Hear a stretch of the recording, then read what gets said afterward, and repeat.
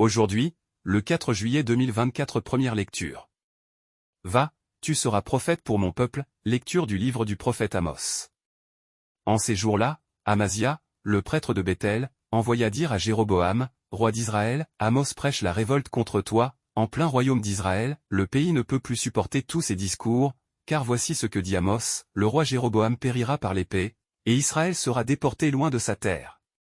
Puis Amazia dit à Amos, toi, le voyant, va-t'en d'ici, fuis au pays de Juda, c'est là-bas que tu pourras gagner ta vie. En faisant ton métier de prophète, mais ici, à Béthel, arrête de prophétiser, car c'est un sanctuaire royal, un temple du royaume. Amos répondit à Amazia, je n'étais pas prophète ni fils de prophète, j'étais bouvier, et je soignais les sycomores.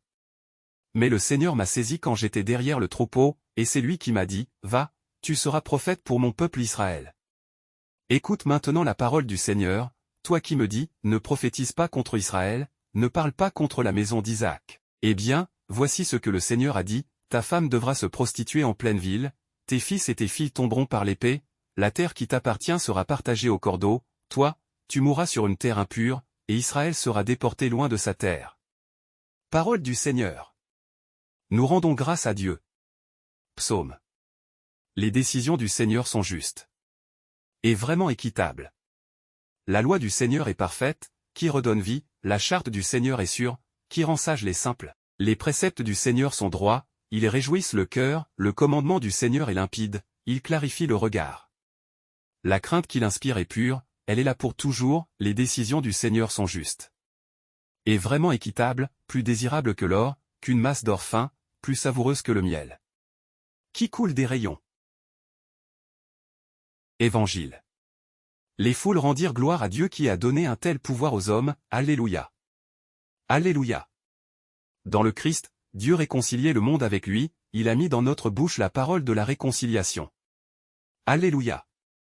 Évangile de Jésus-Christ selon saint Matthieu.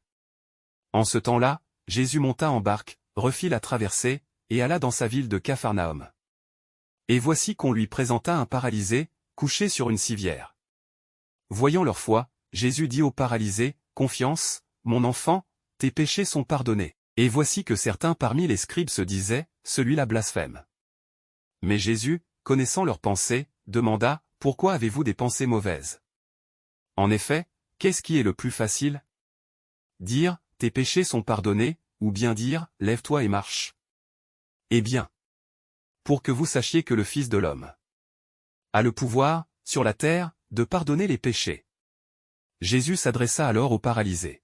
« Lève-toi, prends ta civière, et rentre dans ta maison. » Il se leva et rentra dans sa maison. Voyant cela, les foules furent saisies de crainte, et rendirent gloire à Dieu.